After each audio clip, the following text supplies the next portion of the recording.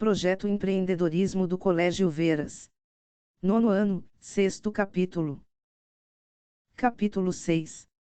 Investimentos, fazendo o dinheiro trabalhar. Em nosso estudo sobre empreendedorismo, podemos compreender que o dinheiro é um meio para obtermos os bens e serviços de que precisamos. Aprendemos várias operações e entendemos sobre finanças, bem como as ciladas em que podemos cair se usarmos o dinheiro sem usar a cabeça.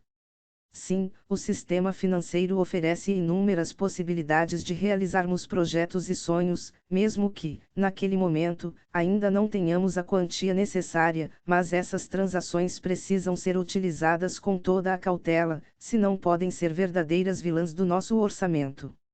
Ao estudarmos empreendedorismo, também aprendemos que é possível fazer o dinheiro crescer, quando o aplicamos na produção de bens ou serviços que podem ser ofertados e geram receita e lucro. Isso porque, com o trabalho, é possível gerar esse retorno. Mas você já parou para pensar que o dinheiro pode trabalhar por si só? Sim, é possível usar o dinheiro para gerar mais dinheiro, mesmo que para isso não haja uma troca por bens ou serviços. Você já aprendeu que pagamos uma remuneração pelo uso do dinheiro, são os juros, uma espécie de aluguel do dinheiro. Afinal, se você tiver uma quantia e deixar uma instituição usá-la por algum tempo, ela vai lhe pagar esse aluguel na forma de juros sobre o valor que você deixou com a instituição. Parece confuso.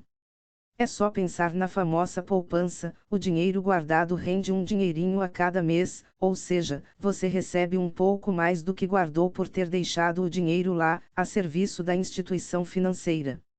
Aprendemos, também, que nosso orçamento pessoal ou familiar deve ser pensado de forma a ter receitas maiores que as despesas, para que sempre tenhamos um excedente e possamos construir nossas reservas. Mas o que fazer com esse dinheiro? Bem, estamos em pleno século XX e provavelmente você não deve ter cogitado guardá-lo em um colchão. Se você pensou no sistema financeiro, acertou. Neste capítulo, vamos aprender que há diversas formas de destinar esse dinheiro a uma instituição financeira para que ele possa trabalhar por você. Para início de conversa: poupar ou investir. Paulo não se separa de sua câmera fotográfica.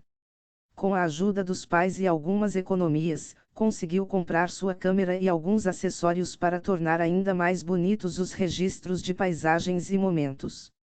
Na semana passada, a câmera de Paulo parou de funcionar. Ele foi à assistência técnica e fez o orçamento do reparo, que custa mais do que sua mesada. Pedir ajuda aos pais seria uma opção, mas ele tinha recebido de Narussos presentes de aniversário há pouco tempo e não gostaria de sobrecarregar seus pais financeiramente. Ele aprendeu desde cedo a guardar seu dinheiro em uma conta poupança. Então, pediu a seus pais que olhassem o saldo dessa conta para ver se seria possível retirar a quantia necessária para o conserto de sua câmera. Seus pais autorizaram o saque, e Paulo conseguiu consertar sua fiel amiga sem precisar recorrer ao crédito. Mas será mesmo que o dinheiro que Paulo depositou no banco estava guardado como se fosse uma gavetinha virtual? Na verdade, havia ali um pouco mais do que ele tinha guardado, graças ao rendimento dessa transação financeira. O que acontece quando guardamos nosso dinheiro em uma poupança? Que outras maneiras temos de fazer o dinheiro trabalhar para nós?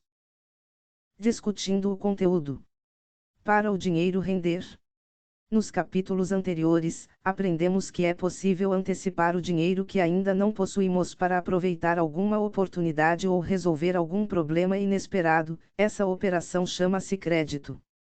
Agora, vamos conhecer um caminho um pouco diferente: reservar o dinheiro que já possuímos para uma necessidade ou oportunidade futura. Essa operação chama-se poupança. Quando falamos em poupança, é comum pensarmos naquela transação bancária em que depositamos nosso dinheirinho e esperamos obter algum rendimento enquanto ele descansa no banco. A verdade é que ele está trabalhando, e não descansando. Essa transação chama-se conta poupança ou caderneta de poupança, e tem o propósito de oferecer rentabilidade, ou seja, fazer o dinheiro depositado acumular. A poupança, contudo, diz respeito ao ato de poupar, ou seja, aquilo que aprendemos anteriormente, ter um volume de receitas maior que o de despesas e guardar a diferença entre receita e despesa. Na verdade, o ideal não é guardar o que sobrar, mas, sim, programar a destinação de parte da sua receita para uma reserva, a sua poupança. A prática de acumular o excedente para necessidades futuras é algo relativamente natural. Se sobrou e não há destinação, o caminho mais óbvio é guardar. Aqui vale a pena uma ressalva: na sociedade de consumo em que vivemos, e diante do bombardeio de estímulos à compra, é praticamente impossível que haja sobras se não houver um planejamento. Menos provável ainda é que você não encontre em que gastar as sobras. Sempre haverá uma tentação na vitrine, seja física ou virtual. Por isso é tão importante a prática não de esperar sobrar para fazer uma reserva, mas de planejar uma reserva coerente com suas possibilidades. Sabemos, no entanto, que o sistema financeiro conecta os poupadores e tomadores de empréstimo. Neste caso, além de poupar, você pode inserir suas reservas nesse sistema e fazer com que o dinheiro trabalhe. O que significa dizer isso? Significa que, ao entrar nesse sistema, ele não está exatamente parado ou guardado em uma gavetinha. O dinheiro que entregamos ao banco está circulando. Com ele, o banco pode viabilizar crédito àqueles que precisam e, com os juros obtidos nessa operação, remunerar o poupador e ainda tirar uma margem de lucro. Isso porque os bancos cobram taxas maiores dos tomadores de empréstimo e remuneram a taxas menores os poupadores. Neste momento, você deve estar pensando: então, quando eu precisar do meu dinheiro, ele pode não estar disponível. Bem, o sistema financeiro, com suas normas e regulamentações, existe justamente para garantir essa circulação de forma segura. Para isso, precisa haver uma sincronia perfeita entre volume poupado e volume emprestado para que uma reserva permaneça sempre guardada, enquanto o restante circula. Os bancos são obrigados a manterem uma reserva mínima diariamente. Por isso, sempre que olhamos o saldo da nossa conta poupança, podemos visualizar o crescimento do nosso dinheiro.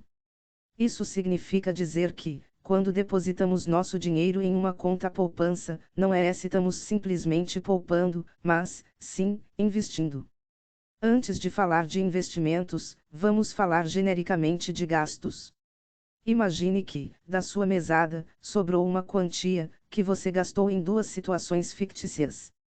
Situação 1: comprou um kit de doces e salgados para aproveitar uma tarde assistindo a séries e saboreando delícias junto aos amigos. Situação 2: comprou material para artesanato e confeccionou alguns chaveiros super criativos, que foram vendidos e resultaram em um ganho maior do que a quantia empregada nos materiais. Em ambas as situações, houve um gasto, uma vez que foi retirada uma parte da sua receita.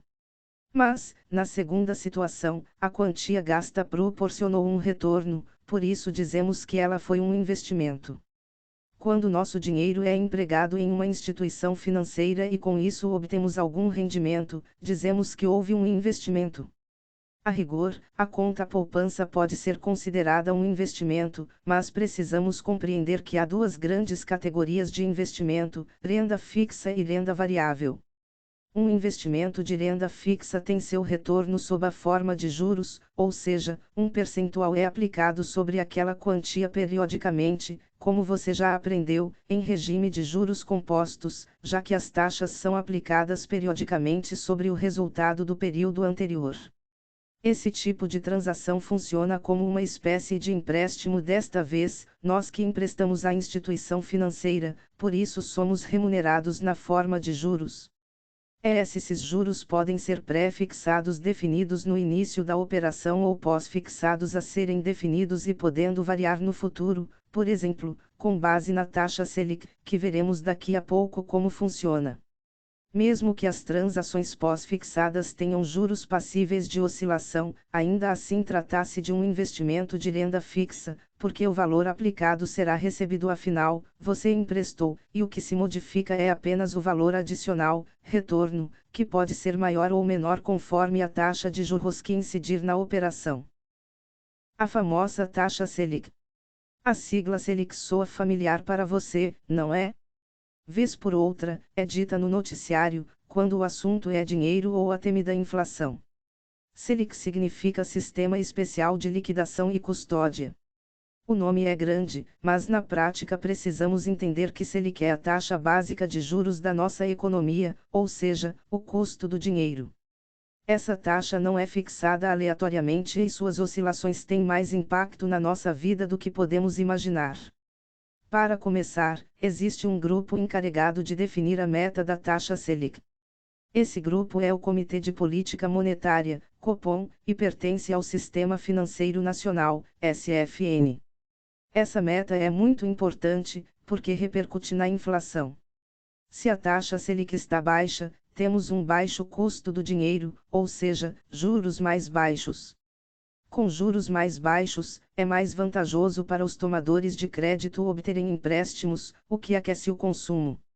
Se mais pessoas estão consumindo, a demanda por bens é maior, e isso faz com que o preço desses bens aumente, afinal, a procura aumentou, a famosa inflação.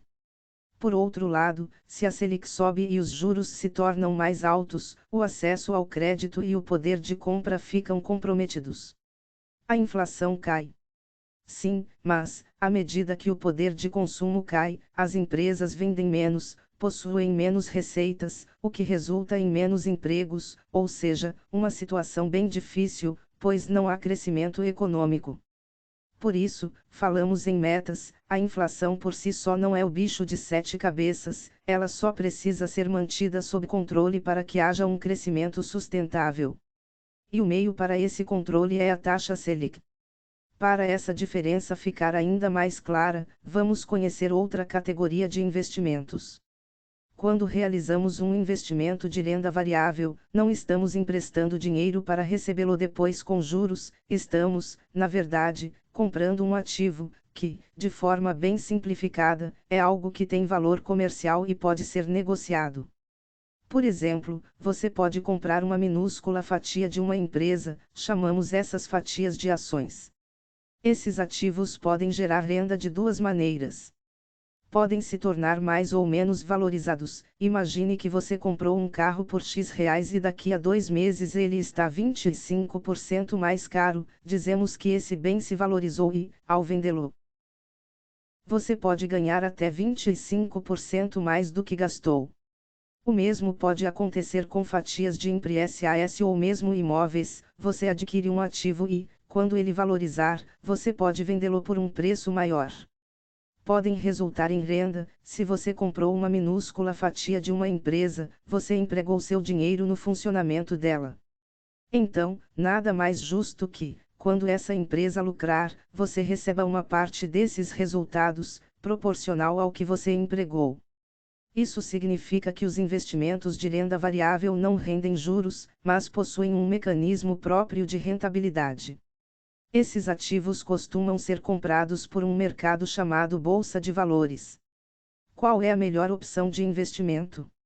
Em primeiro lugar, precisamos recordar a relação entre risco e retorno. Investimentos como a conta poupança têm seu rendimento limitado aos juros que podem incidir sobre aquela operação.